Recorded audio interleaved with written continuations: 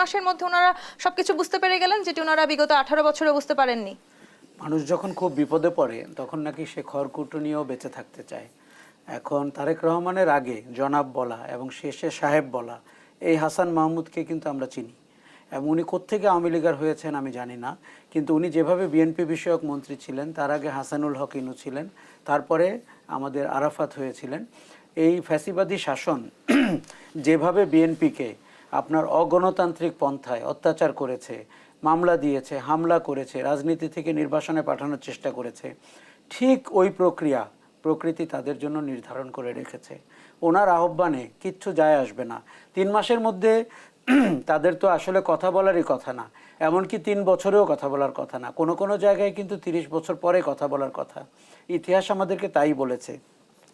হাসান মাহমুদরা যেহেতু বাংলাদেশের মানুষ তাদেরকে ভোট চুরিতে বাধা দেয়নি এবং তাদেরকে সম্পদ লুণ্ঠনেও বাধা দেয়নি, এই কারণে কিন্তু তারা অনেক কিছু পেয়ে গেছেন অল্প সময়ে। এইসব লোক বাংলাদেশের রাজনীতিতে ছিলেন, ইতিহাসে এটি একটি কালো অধ্যায়। এবং লোকগুলোর চেহারা দেখেন এবং লোকগুলোর ব্যবহার দেখেন এবং তাদের কর্মকাণ্ড দেখেন। আমি মনে করি যে আমি আজকে একটু বলি যে আওয়ামী লীগকে একটা ম্যাচিওর রাজনৈতিক দলের মতো ব্যবহার করতে হবে। আমি আপনাকে লিখে দিচ্ছি, আওয়ামী লীগের বর্তমান নেতৃত্ব আর কোনো দিন বাংলাদেশে এসে রাজনীতি করতে পারবে না। বাংলাদেশে যদি ভবিষ্যতে কখনো কোনো আওয়ামী লীগ নামে দলের রাজনীতি হয়, আপনি এই নেতৃত্বকে খুঁজে পাবেন না। কাজে এই নেতৃত্বকে এটি মেনে নিতে হবে। দেখুন, আমাদের নাকি প্রাথমিক প্রতিক্রিয়াটি এরকমই হয়। দেখুন, তাদের হয়তো মনে হচ্ছে ওই দিন গণভবন না ছাড়লেই হতো, তাদের হয়তো মনে হচ্ছে গণভবন থেকে যশোর ক্যান্টনমেন্টে বসে থাকলে হতো। কত ধরনের পরামর্শ যে এখন হচ্ছে, দেশের ভিতরে কিছু লোক লুকিয়ে আছে, দেশের সীমান্তে কিছু লোক পালিয়ে আছে, আবার তার সাথে দেখা সাক্ষাৎ করছে কিছু লোক। আপনি আওয়ামী লীগের মানে অনুরণনটা একবার বোঝার চেষ্টা করেন।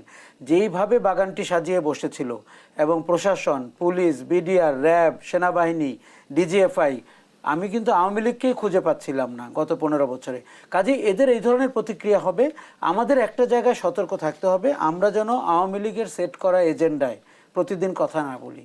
কারণ আওয়ামী লীগ উন্মাদের মতো অনেক কিছু বলবে সামাজিক যোগাযোগ মাধ্যমে। আজকে আপনি দেখেন ঢাকা শহরের কোথাও, গুলিস্তান এলাকার কোথাও আওয়ামী লীগের কোনো কর্মী খুঁজে পাওয়া যায়নি।